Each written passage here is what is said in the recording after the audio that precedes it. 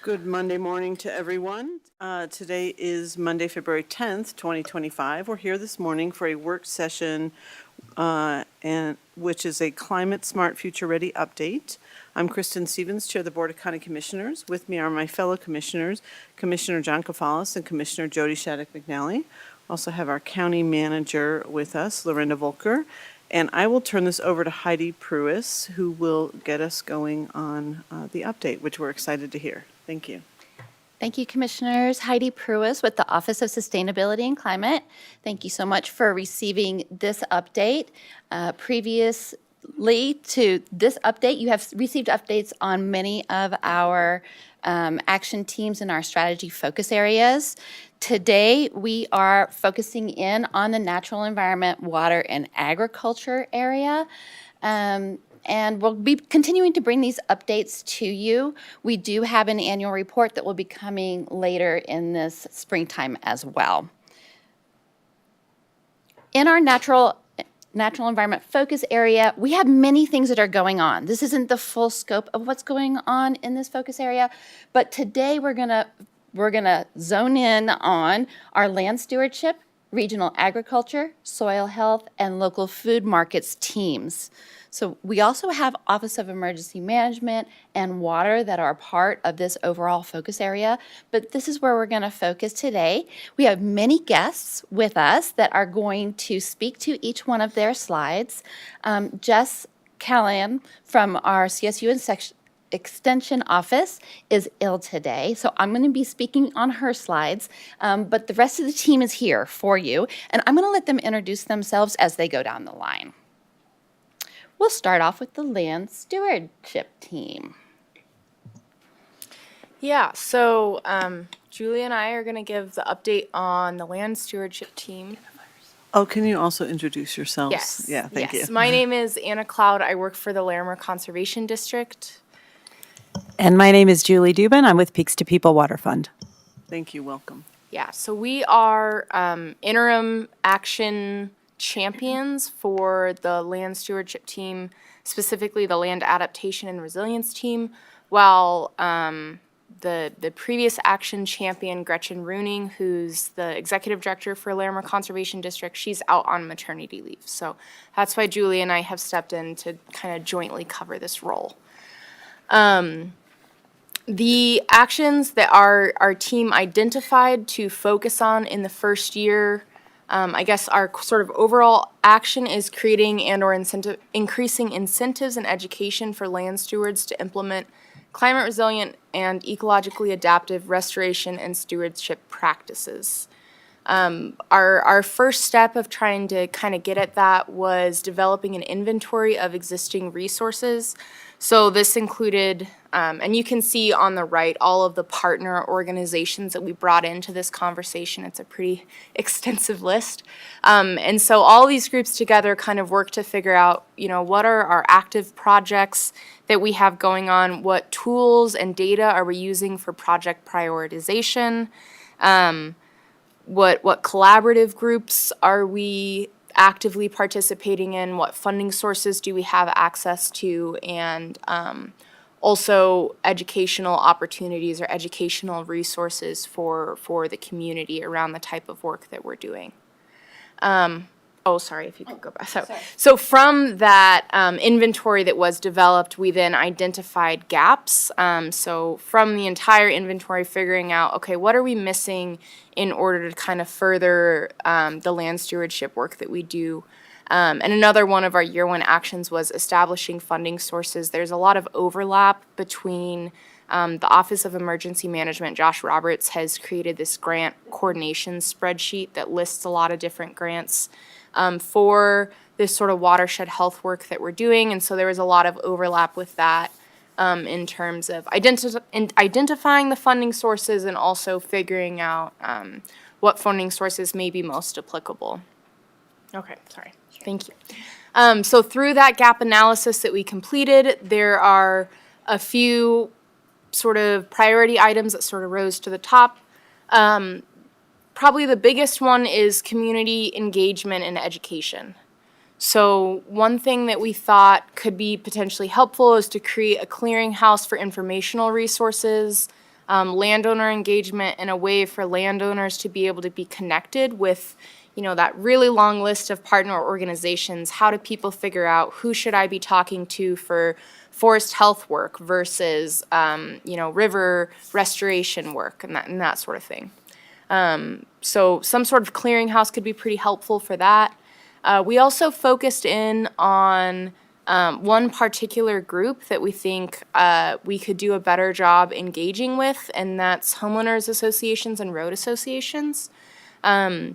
There's just some variability in the information that they have available to them, and there's a lot of differences as we work throughout Larimer County in terms of policies that some of these groups have in place that may impede or support some of this work. So maybe trying to convene these groups and provide more standardized resources in order to improve just the information that they have access to and the consistency of that information. One sort of nexus I found that might be helpful is with the county extension office. I did talk to Jess Callan, who I guess is sick today. But there's already on the county extension office website a really great farmers and ranchers resources page that has a lot of information really similar to what we might try to create for just kind of more broad, like rural landowners in Larimer County. And so I talked with Jess about potentially creating a separate page within the website that already exists that would compile that information so people could have access to it. And then all of our different organizations, as we're interacting with those groups, we can all point them to the same resource that's housed by the county rather than it being, the conservation district or one of the watershed coalitions or the city or whoever. So that's one thing that we're starting to work on. Similarly, in the HOAs and road associations, one idea that came up is potentially considering like a right to manage, similar to right to farm. That was not something that I had a whole lot of familiarity with, but I looked into sort of the right to farm a little bit, and it just, from my understanding, it allows easier access and puts some things in place to give people a right to farm on their property. And so we thought maybe something like right to manage for people who are wanting to do forest health work or riverscapes work or wildfire mitigation work might be helpful to overcome some hurdles with specific communities. The new landowner packet was an idea that came out as well. I think that will really be housed under what I was talking about on the County Extension's Office website. So Commissioner Shattuck McNally has a question. Yeah, so this is an area that actually I'm testifying on the state capitol today on some of this area, and I'm very aware of some of the challenges that could be potentially there. When you talk about right, imagine the hurdles that you say are there, can you expand on that and elaborate what you think the challenges are from those landowners to push for something like this? Sure. So I personally am not super aware of all of it, but I can speak to it on behalf of some of my colleagues, specifically with forest restoration treatments that we do. There's a lot of hauling with big trucks, logs out and chips out of the project site. And so some of these road associations are concerned about the impact to their road based on this work being completed. Now, typically in our logging contracts, there's always a stipulation for road maintenance. They will actually plow and grade the road throughout operations. So sometimes access can actually be improved through winter months for some of these communities as like an indirect result of this work. But sometimes we run into barriers allowing, on private road association roads, allowing these trucks through to be able to access a private landowner's property that's wanting to have this work done. So like I said, I have not dealt with this personally, but from my understanding, that's one example of where we've run into some barriers there. That's helpful, thank you. So on the next slide, another gap that we identified was just funding and match. I think this is particularly poignant presently with the uncertainty around some of the federal funds that a lot of our organizations utilize. But one consideration would be, could the county consider a program to provide local match for these projects, specifically watershed health projects, to increase our ability to leverage state and federal grant funding? I know that the county has provided grant funding in the past for different initiatives, and so it's just something that we thought we would mention. There was an example that was brought up in our meeting around Boulder County. They have a tax-based matching fund that it looks like you might be familiar with. And one thing that they did in administering those funds was to very closely mirror the application process after a very common grant that a lot of our forest health partners apply for, which is furworm, forest restoration, and wildfire risk mitigation grant. And so the way that they mirrored their application after that grant and apply and encourage participants to apply for both really took away some of the administrative burden of trying to get those funds. So that was just an example that we wanted to mention. Other things that these last two aren't really gaps necessarily, but we recognize that our team had a lot of overlap with the water team. And so we included them in our last action team meeting to kind of discuss some of the gaps that we had come up with in addition to some of the gaps that they had, and trying to figure out, okay, who's handling what part of this and make sure we're not duplicating efforts. And so there was actually, I think, one gap that we identified that they took and one thing that they had been working on that they thought we could take. So just kind of encouraging more of that cross-pollination. And we see that with other teams as well. There have been a lot of conversations around agriculture in our team and kind of how to address some of the challenges related to water and agriculture and overall land stewardship in that realm. And so really trying to, we'll continue to seek sort of cross-pollination with other teams to address that larger agricultural issue. Commissioner Shattuck McNally, do you have a question? Yeah, and a comment. I've been for about 2 years now working on exploring other funding mechanisms and collaborations for this need, because the urgent scale and scope of what is needed to address this urgent matter, which is not going to go away, it's going to get worse, and we're going to be seeing more mega fires, and we're going to burn here in the county. It's just how much severe and where is it going to go, and this impacts all these things, and would impact our carbon sequestration. I could go on. I will stop myself there. And there is some work with the water team, and I think you're right, there is some cross-pollination. Also, Chaffee County is another great program. Looking at what they're doing is really important. I've been down there walking their ground in mud, looking at what they're doing. And also, I think, there are like the big Thompson Water Health Partnership, where everyone is doing something in this sphere. So I think kind of convening everyone, so you're right, there's not duplication in how we leverage resources, because there is really no one coming to save the day right now for funding matches. Everyone is upset their couch, looked through their cushions, shook out their purses, everything. There is no funding coming. And so I just think that we have to face that reality and address that. And I'll just leave that there. Thank you, Madam Chair. And I do appreciate you all being here, but I'm saying that mostly for who all is listening. But this is an urgent need and scope and scale, and it keeps me up at night. So thank you. Thank you, Commissioner. Commissioner Cavalas, please. Thank you, Madam Chair, colleagues. Thank you, Anna and team. Question that I have is, when you did your inventory and your gap analysis, I'm understanding that you were focusing on private landowners. And if that is the case, did you look at certain sizes of parcels, like 35-acre subdivisions, or, what kind of demographics did you use to determine this inventory analysis?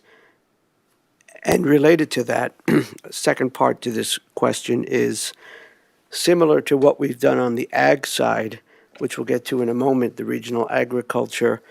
Jess Callan at Extension, of course, did that really excellent survey and the report. And I think one of the outcomes of that was to determine what percentages of farmers are doing sustainable practices. So my question is, who did we target as far as private landowner size of the parcel? And is there a way to gauge what percentage of those landowners are doing sustainable practices and ecologically sound practices? And that might help, it seems to me that might help target, resources are probably going to get limited, and we have to be even better about using those resources. Maybe that would help us prioritize or target where those resources should be. There's a couple of things mixed in there. Good luck.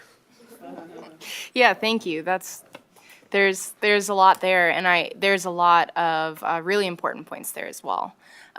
If you want to go back to the first slide that shows the partners, so and I apologize if I gave the impression it's just private land. That's primarily what my organization does, but we do have representation from like the Forest Service and the cities and that sort of thing. And so the approach is to look at all land. A lot of these organizations on here work on both private and public land, but I think just kind of the mix that we have of private and public land in Larimer County it creates a little bit of challenge for these organizations just because there's different processes, whether you're working on private land or public land. So I do think it's an important distinction. In terms of size of land ownership, again, it's all land, but I will say that like the size of the parcel that we're talking about does make a big difference in terms of which organization may be best suited to help that landowner specifically. So if it's a 5-acre parcel versus a 500-acre parcel, some organizations will have varying levels of sort of administrative burden based on the size of the property. And for some organizations, the administrative burden is the same regardless of the size of the property in terms of applying for grants and that sort of thing. So I do think it's an important distinction, and there's kind of different pathways that someone may want to take based on those factors. I'm trying to remember the other portions. If I may, of the Madam Chair, question. just is there a way, as we've done on the ag side, to discern, numbers or percentages of landowners, public, private, that are undertaking sustainable restorative practices? Yes, okay. So I think that there are some efforts to do that in different ways. One that the Forest Service is working on is called the Common Operating Picture. They've requested, and I think it's still in process, they're working with CFRI, the Forest Restoration Institute, on compiling the data. But they essentially requested GIS shapefiles of all of the forest restoration treatments that have been done within the county through all of these partners, and they're looking to get that all on one map so that we can then see areas. It's called the Colorado Forest Health Trackle, and it is out now, and it Okay. just got released I think the Forest Health Council met, Colorado Forest Council met, but it's only treatments that have been accomplished. It's not looking in the rear, it's not in forward, but it is out, and was out next week or last week. And I know we're doing some things very similar here at Larimer County and have our own set of maps and working on our own project that is collaborated with that. So just for my colleagues and for you all to know, that's the latest status. Thank you. Yeah, thank you for that update. Yeah, so, that's one example. There's other organizations that have tried to do like watershed scale prioritization of projects as well. Like the Coalition for the Poudre River Watershed has their Poudre Pearls analysis that identifies areas within the watershed for river restoration treatments that could be priority areas. So there definitely are prioritization models that are being used. And from my experience, all of these organizations are pretty good about sharing that information. So, it's not like the coalition's plan that they have is only for them. They're open to other people. They've made it available so other folks can see it as well. I think I like your point, though. I think that there is opportunity for more kind of overlap, like if we were to try to maybe overlap some of these different prioritization tools and narrow in there a little bit. It's really just about what is the right organization to take that on and sort of the level of effort necessary. But yeah. Great, thank you. I'm going to keep us moving because I feel like we have quite a few slides to get through, so thank you. All right, this is some fancy technology. So thank you everyone for inviting me. My name is Stacy Lishka. I'm the Executive Director of Poudre Valley Community Farms. Thank you commissioners for allowing us to give an update today, and Heidi for organizing herding all of the cats toward this big, huge goal. We feel really lucky to have been part of this. Before I dive too much into our piece, just because we are maybe an organization that folks don't know a ton about, I want to just give 2 minutes of a sort of context of what Poudre Valley Community Farms is, what we do, and I can never pass up an opportunity to put pictures of cute animals or our hardworking farmers up on a screen where folks can really enjoy that. So we are a local nonprofit that our mission statement is up here on the screen. We provide land and water access for local farmers and ranchers, specifically to grow food. And we do that because we believe that it really is good for people and it's good for the land. I don't have to tell you all that we are facing a crisis of agricultural land conversion all across the western U.S., across the whole U.S. And Poudre Valley Community Farms is really unique in the fact that we were formed by a group of community members who came together to work against that trend. And by providing places for these local farmers and ranchers, we keep a lot of the really good things that make this such an amazing place to live. And same things that are bringing all these people to our area of the state. And so we feel really proud of the work that we are doing and really bringing community members together for that goal. Okay, we're ready for the next slide. Thank you. So we do that work in 3 ways. We have an all of the above approach to accessing land. We have owned land, we manage land for municipalities, we work with private landowners, we work with developers, all to try to keep farmland accessible for small farmers and ranchers, with the idea that then we provide that access back to them with affordable rental rates and with long-term leases, 5-year leases, so that they can have stability in their planning. That stability allows them to plan for their businesses. It also allows them to invest in farming practices that we call conservation agriculture, but you could call that regenerative agriculture, you could call it sustainable agriculture. It's the things that actually help us adapt to changes in our climate that are coming from human-caused climate change. We define conservation agriculture as really working for 3 goals. One is improving soil health. The second is reducing water use. And the third is providing habitat for wildlife, specifically pollinators and other sort of agriculture associated wildlife. And then we get to do the super fun stuff, which is bringing people together around this idea, connecting farmers with people who are buying their land, connecting people who care about conservation with people who care about agriculture, and really creating community of people to help support this effort as a whole.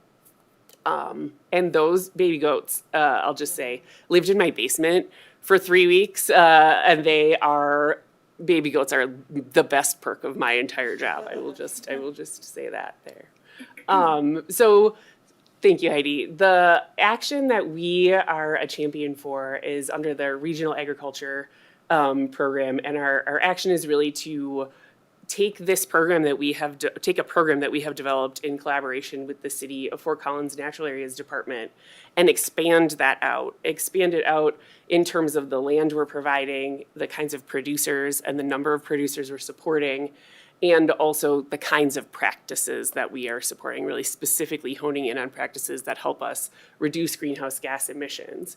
And so in order to really expand that program, we need to understand what farmers need, and we need to understand what those farming practices are and how to work with landowners to sort of be this matchmaker in the middle. So that's sort of a summary of what our action is. And we are working with a number of partners to really do that. Some really actively, City of Fort Collins Natural Areas, as well as the farmers that are listed here are the folks we are actually farming with right now. and some in that more information gathering side of things, Colorado Open Lands, some additional municipalities, the city of Loveland, the county, some other organizations, some other municipalities, and private landowners to really think about what's that next step? What does the land access look like? We can go to the next slide then, Heidi. So where we are right now is that we have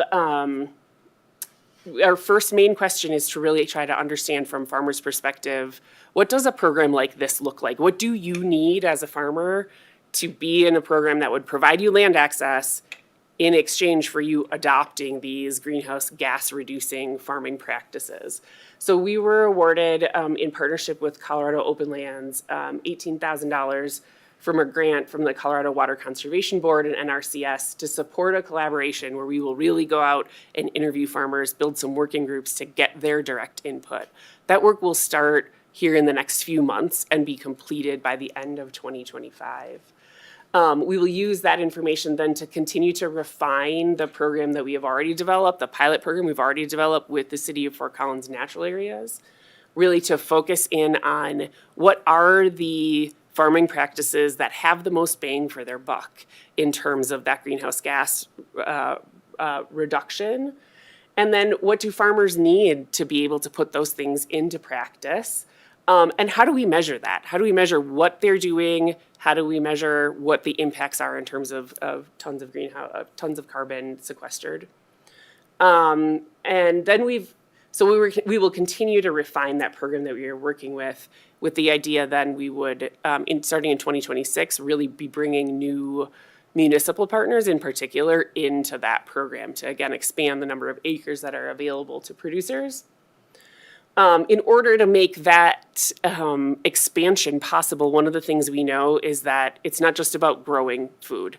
It's also about how do we give folks the resources they need to get that food ready to sell it, and then opportunities to sell it.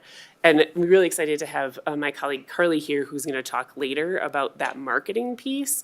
But we are really filling that in middle piece, the middle gap of infrastructure. And we were awarded a $350,000 grant from USDA and the Colorado Department of Ag to build a shared wash pack facility. And a wash pack facility is really just a fancy word for a place where you take the things after you've harvested, the carrots, the spinach, you wash them, you package them, and you store them until it's time to take them to a market to sell, or to take them to a business or restaurant or a grocery store to sell them.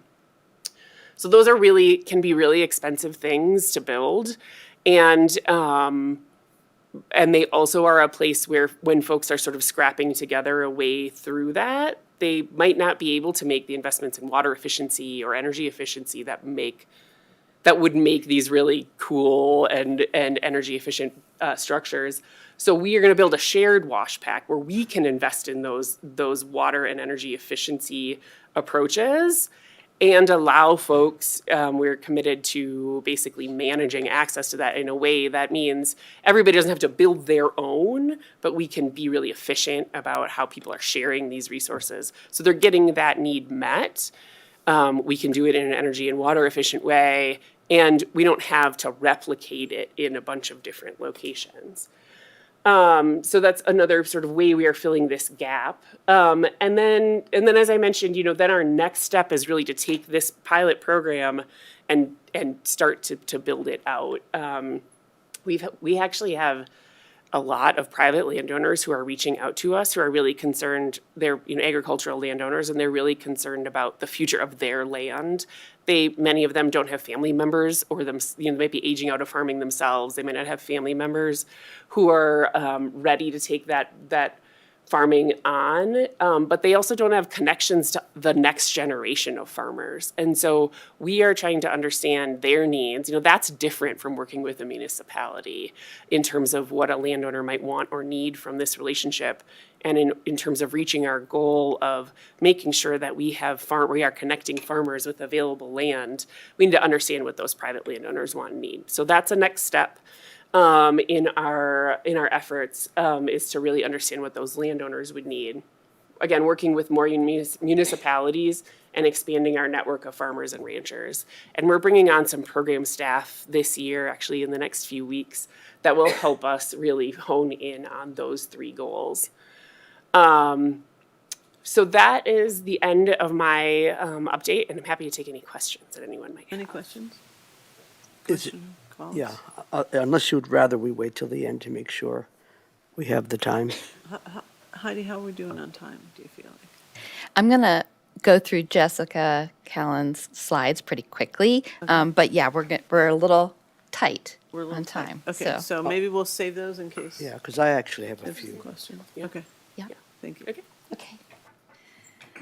So thank you. I will just go through Jessica Callan from the CSU Extension Office. Her team is the soil health team, and I'm just going to quickly go through these. The format is the same as the other 2 action teams that have been presented, and one thing that I'll highlight for you is at the bottom of each of these slides that identifies what the action team is working on and their partners. You see the strategic plan alignment at the bottom there. So not only are these efforts in alignment with Climate Smart Future Ready, but clearly there's a nexus with what's going on in the county. The soil health team has, as you can see up there, been concentrating on this carbon storage and climate resilient soils perspective. And so what Jessica has sent to me, I'll try to read this off really quick. So the identifying the needs of farmers around soil health is the effort for the year. CSU Enriches Group conducted a report surveying producers across Colorado on their current needs around soil health, and the research found that producers want more on-farm soil health demonstrations to better understand soil health practices. So this was one of the first events, Soil Health Day demonstration conducted at the River Ranch Farm in Loveland in June of last year. It was created in collaboration with the members of the Soil Health team, specifically the Rocky Mountain Farmers Union, Enriches, and the NRCS. The event was very successful. There were 44 people in attendance, including participants from the Hispanic Women Farming Proyecto. And so this event included a tour of the property, the soil health practices, demonstrations. There was quite a lot of hands-on activities that were going on. It was really a fabulous event. 88% of the participants said that they felt more confident about implementing soil health practices.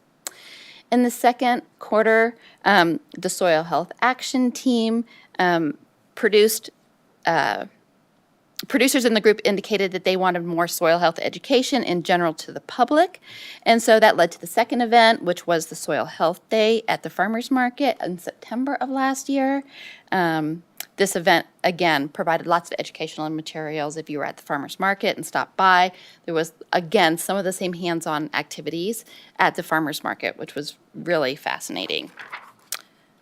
Other events that were created last year that have just happened or happened in the fall, the Grant and Grow, that is an agricultural grant education and grant writing workshop. This has been hosted for a couple years now by Jess Callan, and this one had 70 producers attending. Lots of information was shared with regard to soil health practices. A total of 100 people then attended their presentation segments there, and it was in partnership, again, with many of those action team members. The NOCO Farm Hop is another event. It occurred August 11th for, again, local agriculture and soil health practices. 55 people attended this event and toured 4 local fruit veggie farms in Larimer and Weld County. So that was really fun to go see some of our friends in Weld County. It was successful, with many people leaving the event with a greater understanding of the importance of local agriculture and soil health. Lastly, the Larimer County Producer Survey was created. You referred to that earlier, Commissioner. The report found many producers are already implementing soil health practices, and this report information will help shape the current soil health action team events and the resources for the coming year. The next steps there include there was an application to this Western Sustainable Agriculture Research Education Grant.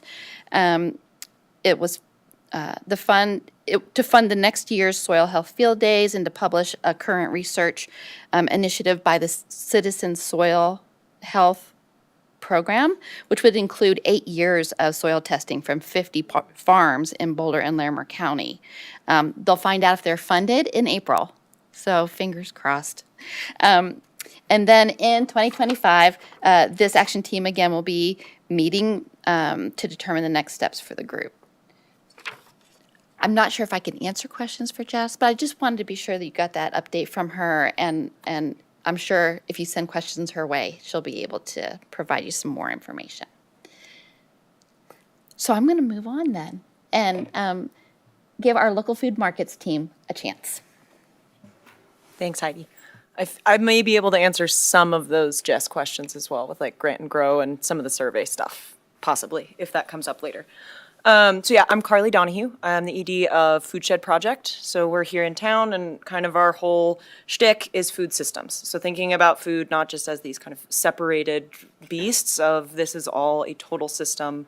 There's a lot of little connections and things that we need to address to make sure that we have supportive systems for our producers and also supportive systems so that everybody can access that food, fresh, local, nutritious, education around it, all of that.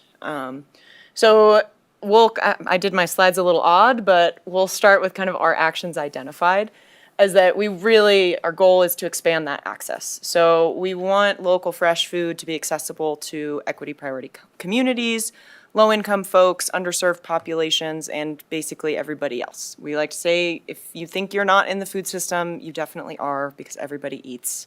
So it's a very complex little web to navigate in a lot of ways, which is why we're really fortunate to have partners like PVCF and the county and all of these folks around the food bank, where we can really develop some really collaborative plans, because no one organization is going to be able to tackle that at all. So some of our kind of actions identified that we've completed are a food access study. So I have a link later in here of our kind of community action priorities that we did in collaboration with the Poudre Food Partnership. That was last year that we finished it.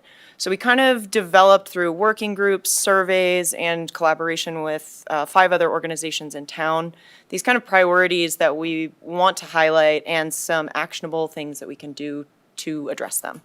So I can send it to you. It's dense. It is not as pretty as Jess's survey, unfortunately. I don't think I'll ever beat her at that. But we kind of took that information from the community and started to tailor in how can we actually bite off some of these chunks of these actionable items. So I'll go into that later on here about the programs that we're running now. We're kind of at a point where we're doing the darn thing. We got the information and we're trying to push forward to make things happen in an impactful way. Educational resources and support of Latino farmers is a big one, and we'll kind of drop into that as we talk about some programs that we're doing. Thanks, Heidi. So the first kind of big program that we're pushing in on is our Farm Business Accelerator program. So like Stacy said, we operate that at one of the Florestal Soul site south of town. You guys came and visited for the farm hop. And so we have 15 acres on that property, and we collaborate with PVCF, where we bring on new farmers that want to take part in a 3-year program where it really is an accelerator. So they're ready to start their farm business. We provide the land and water through PVCF, and then we build in shared infrastructure for the program participants. The wash pack is going to be amazing. We're very excited for that partnership. And really the big point of this is that farming is very nuanced. When you come in as a new farmer, especially if you're not a multi-generational farmer, you don't have that access, you need to learn everything. Not just how to take care of your soil and grow your crops, but also how on earth do you find markets? How do you run a business? How do you, market your product to a wide swath of people? How do you get involved in food access programs that actually pay you for what you're growing?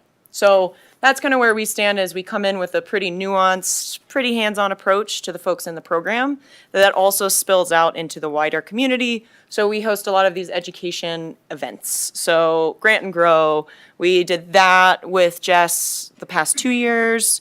And then we've also done, say, the Farm to Biz event. I don't know if any of you went to that one, but kind of a speed dating for, wholesale markets, all that stuff for farmers. And we also do a lot of things on cover cropping, how to know if your lease is legally sound, how to, conserve water, how to do your taxes, these kinds of things that we started to develop for this program, but then we realized there's a huge need across the community, whatever level of farmer you are. Maybe you've been farming for 40 years, but you decide that you want to pivot and do value-added products. That's a beginning business at that point. So how do we support as many folks as possible? So kind of like Stacy said, right? We're trying to provide the education, but also bridge a gap between the on-farm production and actually finding those markets to increase the food access and the reliability of our food system. And we work with a ton of people. RMFU is amazing, LCFA, CSU Extension, NRCS. We love them for that kind of on-farm education piece. For us, I'm going to bop these out and then we can come back to them, but I was going to ask you guys some questions that keep popping up for me, is permitting and zoning. So I know you guys probably get this all the time, but a big takeaway, I have an extra copy of Jess's producer survey as well if anybody wants to snag one on the way out. The highest barrier and the biggest issue brought up with every producer was zoning and permitting. So this is not, directly related to climate, but it is directly related to the well-being of the businesses that are implementing those practices that we want to see. So I'm sure this is not your first time hearing about farm stand permitting, agricultural building use, all these kinds of things. That, if a farm wants to diversify their income and host a workshop around, curing plants or seeding them, something like that, they have to have a permit for that and insurance for people to just walk into their barn. But if the permit standard is held up to what somebody would walk into in a Walmart, they're not going to be able to do that. So this is something that comes up with our producers in the program, but also the wider swath of producers, is where do we find a streamlined way to go through that process or develop some systems within the county? And I know this overlaps into the city a bunch as well. Yeah, if it was easy, it would have been figured out by now, that kind of thing. But that is a big issue, and I think that's part of a much longer conversation. I've been working with RMFU and LCFA, the Farmers Union, and the local chapter to possibly do basically a subcommittee all around, we're just calling it agritourism, but it encompasses some other things, and how we can work with the county to change some things that might be really big barriers, but also really just have something like a flow chart and something standardized that people can access so that time barrier to even get there or that kind of intimidation of the process could go down, which I think would really recruit more folks to be doing these things that bring the community into their farm, that educate them on these awesome soil health practices that they're doing, or conservation ag practices that are overall really wonderful for the natural environment, but to engage the community more and educate them. Because I think from this, especially from this survey and these working groups that we have done, food miles don't really connect in people's brains, right? If you want to talk about climate, food miles isn't really it. Local for local's sake doesn't really get people in the door. But having that connection to their farms, having that community engagement, things like the farm hop that Jess puts together, right? That really just builds community engagement, which does carry over into markets. Another big one that we're seeing right now, we can, again, maybe I'm going too deep into the weeds, but interpretation and translation resources for these events, for education, are massively important. And we want to make sure that we keep that wheel squeaky in terms of we want that to keep going, and with climate as it is politically and all these things, of just making sure that sticks around is really important to us. So we kind of talked about the producer end of this. Like I said, food systems. We're in a very complex web. Sometimes I feel like a fly being wrapped up. We just got funding in July from the Colorado Trust, private funder, for what we were calling the veg van, but now we are calling familiar foods. So this is the market side of things and the food access that we're really pushing forward on. We're partnering with the Food Bank for Larimer County. We're working with La Familia, Alianza Norco, some other folks like that, the Vegetable Connection, of let's take some of the information from that survey that was saying that transportation is really difficult. There's nowhere to aggregate for these bigger kind of sales. And we really want to engage community and meet them where they're at and make it accessible cost-wise. So this gets very squirrely and it's a lot of details. So we can talk about the program itself later, but overall, oh, you can go back up, Heidi, sorry. Yeah. So basically it's basically a mobile farmer's market, right? So similar look to the library van, but it's at the fabricators now and we're getting it all built up that we do basically mobile farmers market. We have all local stuff in there and we can aggregate at the food bank. So they have the coolers, they have the dry storage, they have the logistical wizardry to really help us get this off the ground. Instead of reinventing the wheel, we want to use our partnerships to push this forward in a way where we can pilot it and see some success. And we want to use a new model where with this grant funding, we can utilize local food purchasing funds that the DOLA and the USDA have, and some other little back end, we're using some AI tools and things like that, which will be very fun. To not just give these producers a low-touch market where it's an easy market to sell in and really highlight their stories, but also aggregate, teach them how to aggregate and provide food access kind of outlets of rural communities in the county, low-income areas, mobile home parks, and some other kind of local sites that the food bank's data has identified as spots that could use a pantry. So yeah, that one's a really fun one. I don't have more fun pictures for you quite yet because the truck is currently getting holes cut in it right now and being fabricated.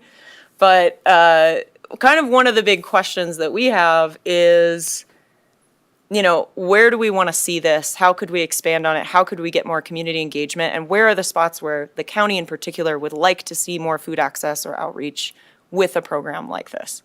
So start sending me parking spots that you want us to head out to, basically. Yeah, so, and again, collaboration is great. We're piloting something, we're testing something based on, you know, this consignment model that Recovery used to use and the funding and systems that the food bank has and some outreach and marketing opportunities that we have. So we're kind of piecemealing this together and it's very new, but it's gonna be really exciting. So I think for you guys, it's more of, you know, this is happening. We're very excited about it. And we'd love feedback from the county of how to make it more successful. Yeah. I think that's all I had. Yeah. All right. so. We made it. We made it through the slides and we have 10 minutes for questions. Is that correct? We made it. As you're thinking about your questions, I'll just note for you, I'll leave this slide up unless you want to go to some of the other slides. You also have a flyer at your table with regard to some knowledge breaks that are coming up to help highlight this you can see the level of work that is happening. These teams did an excellent job of trying to push their information into just a couple of minutes. But these knowledge breaks are going to allow us for more of an hour-long session on each of these items, and they're open to the public. So you can see them in your flyer there. But up to you for questions for our team here. Great, thank you. Commissioner Shattuck McNally. First couple comments. I did enjoy the Noco Farm Hop and the soil demonstration is just like less than a mile from my house, and you know I'm a hobby farmer, so I know I've used extension in the past for soil health practices, certainly learning how much work that takes and education. So it's something that I don't just talk about, I do. So so my first comment is what I really was impressed with when I went to the Farm Harp and all the work that I see you all have your thread woven into, let's put it that way. There's all these threads, and you guys are really weaving this wonderful agricultural stewardship all the words tapestry, I see lots of collaboration and partnerships for a younger generation to have the skills, the tools, maybe the equipment that is, $500,000 for one piece of equipment, right? To start with. What kind of mentorship from current producers are helping with those young folks to maybe even if they're retiring, they still can be around as a invaluable resource to help some of these efforts to go forward? I'm curious about that.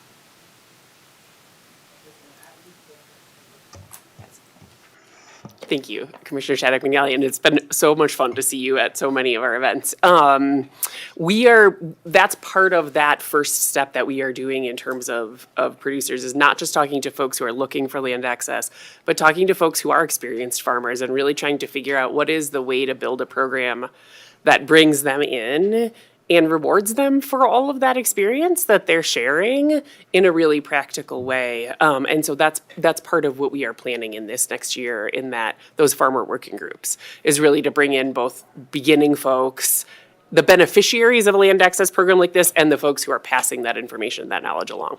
So more to come on that, but it's a really important part for us to try to build in. It's something we know our farmers learn best from folks who have done it on the ground in real life, the same, as you were sharing. Right, speak the common language, right? Yeah, exactly. So, I have a lot of questions, but my thing that I thought about here, and Heidi, forgive me for jumping ahead on this. This, when you talk about where do you take out this effort with this van, right? And marketing this, I think about when we go to the grocery stores, that's when I first learned about Noosa yogurt over a decade ago. They were in the market, the actual farmer, and sharing why and how and the process and why, we started to do that. So I can see that is really valuable to do and when do farmers have time to go in and sit for several hours in a market? So how do you get those ambassadors out?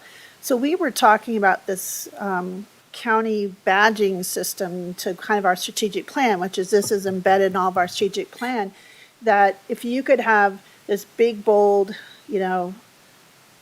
Larimer regional bank, this is a Larimer grown, proud, climate friendly, agricultural proud brand, and we put it on the front of people's van, someone's farm stand, which we have in the past reduced barriers for farm stands in the years past with someone's, we did do that for a couple of years, but yeah, so I feel like making that kind of, I know I will seek that out. Even if it's just a little bit more penny wise, I much rather go there and shop or take folks there or bring folks food. Then I know where my money is staying local and it's supporting values for me. And so I'm wondering about that kind of cross tabulation efforts, even woody biomass, if the firewood you're buying is not coming from some other state, but locally sourced here, as you're buying this firewood is helping reduce our fire threat, right? So some of those things, that's also an educational piece. People can feel proud that whatever funding or resources they have to buy food or fuel is helping and staying in their community, because we know how important of an economic driver that is. So I'm curious about that. And I just want to say, someone who lives in unincorporated Larimer County and tries to do what we can to grow food for the food bank and other things, and trying to be a chicken farmer, haha. It's really heartening to hear and see soil health, because I was working with those wonky farmers with the comprehensive plan when soil health wasn't even a word or a sentence in the comprehensive plan, and they fought so hard to get those 5 pages, I think, or so into the comprehensive plan. So to see this and so much of it that has been added, I just want to commend you all and thank you for the work and the partnership and from the Conservation District. I've been out in several projects with that powerful partners, that we can only get this all done if those coalitions and partners stay together and work. And I just want to say thank you. Really excited about this, and I'm really thrilled that you're all here today. Thank you. Thank you, Commissioner. Commissioner Fowles? Or were there Any questions that you had that you posed? I have a couple others, but I just wanted to respect time and let you all make comments, so I will probably send some questions to Heidi that can send out. Thanks. Okay, Commissioner Cavallis. Thank you. I'll offer one question, but then a couple of comments and maybe some opportunities for follow-up, because I don't really want to rush this conversation. First, I'd just like to acknowledge the two token males at the table, Leo and myself. As it should be, we are here in support of all the good ideas and good actions. Certainly want to thank Heidi for your stewardship and helping to facilitate a lot of this climate smart, future ready work and sustainability work. And it's a wonderful team, and it looks like you all have accomplished great things. So those are a couple of comments. Question I have, going back to the regional ag thing, I think I get it about the soil health, and not to diminish soil health or land conservation, but I want to focus on the ag because one of my roles is to serve as the commissioner liaison to the Ag Advisory Board, and the results of the producer survey, building, permitting and zoning has always been an issue, and we have our next Ag Advisory Board planning meeting by way of follow-up or action. That's on Wednesday, and Carly or Stacy, if you have any specific questions or issues that you'd like me to raise when I meet with the chair of the Ag Advisory Board, our extension director, as well as Matt, usually Matt Lafferty from Community Development Planning is there. And we have been trying to make progress on that front. I think we've made some, but I think it's still an issue. My question is, going back to Poudre Valley Community Farms, on the leasing issue, I've always understood that short-term leases have been very problematic for farmers, non-traditional, smaller scale farms. And as I understand the Poudre Valley Community Farm model, you all have the Flores de Sol farm on the south end of town, if I remember right, when we went out there. And then there's the one off of Vine. I mean, that's the land you own. So my question is, how do you help someone who is a small-scale farmer who is leasing land, but the best they can get is a 1 or 2 year lease? How do you help folks like that? Boy, John, you did not dance around the bush on that question. That is exactly it, right? Because we can't access enough land to be the answer for every farmer who wants to be out there. And so the way we have approached that question is really about partnerships and about transparency and being a resource for producers in the community, whether they are farming on land that we manage or own or not. So some of the things that we have done is we've gone into conversations to sit as sort of a neutral party where a farmer might be talking to a landowner and trying to figure out terms of a lease.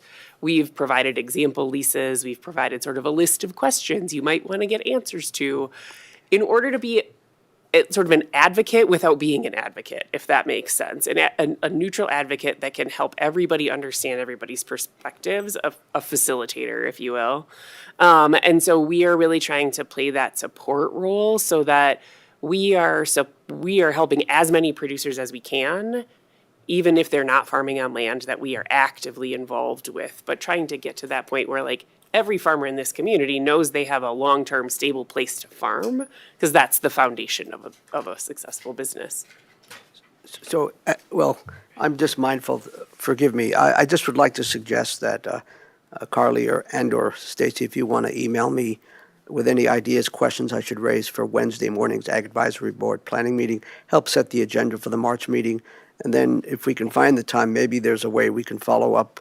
I actually do have some ideas on some of what you've suggested and further questions. So I'll leave it at that. So our chair, if she wants to add, and perhaps Lorinda. Thank you, Kristen. Yeah, I'll just add a couple things, since we don't have a lot of time here. Really great work. Thank you all for being here and really talking about the work you're doing. We know Heidi's doing great work, but it's great to hear from the people that are part of the groups that are doing the work. So we appreciate your engagement with Larimer County as we work through this. And so many good things have been brought up today. So I'm just going to try to address a couple things. Love the work on soil health, love the work that we're doing in natural resources. I'm thinking about, how do we, I love the mobile food opportunity. We've identified a lot of disproportionately impacted people in our community. We have mapping that looks at that, so I think that that's probably a great start of where we want to get, get the food to people. I think one thing that I think about is one time I got a share and it had kale in it, and this was many years ago when kale was relatively new, and I did not know what to do with kale. So I do think that as we put fresh produce out into areas where people may have used a lot of canned and dried goods, like any kind of help, and Extension can probably be a great partner in this of like, how do I cook this thing, right? And maybe quickly if I don't have a lot of time or I have a couple jobs. And so really kind of, I think that education piece is really important. Definitely. We have done, and we're planning on continuing some workshops like that with the food bank, because they have that big, beautiful commercial kitchen, and also using some CSU kitchen space of, we bring in the fresh stuff, the new, weird, nutritious, whatever it is. And then we prepare a meal with items that are available through the food bank as well. So those kind of staples, those dry goods, those canned goods of, you don't need to make this all from scratch. You don't need to do all of that. But if you want to sub out, a canned thing for a fresh thing, this is how you do it. This is how much it costs. This is the nutritional value, that kind of thing. Yeah, that's So great. We 4-H definitely is- want to keep that going, but 4-H yeah, has done agree. a lot of that kind of work with like introducing new foods and then having the kids try new recipes with the new foods, like quinoa when it first was kind of a thing too. That's exciting. I'm just really grateful for all the partnerships you have here because we're not doing this work in a silo. We're really and so to see the lists of all our partners, I agree that funding is something we do need to work on. So hearing the funding, hearing the needs that we have in community planning and infrastructure to work on permitting and see what we can do about that. But thank you. This is a lot of information. We got through it in a fairly short amount of time. Any last words, Lorinda? Nope. Okay. So I hope we'll continue these conversations. Thank you very much for being here. It's 12:02 and we're adjourned now. Thank you.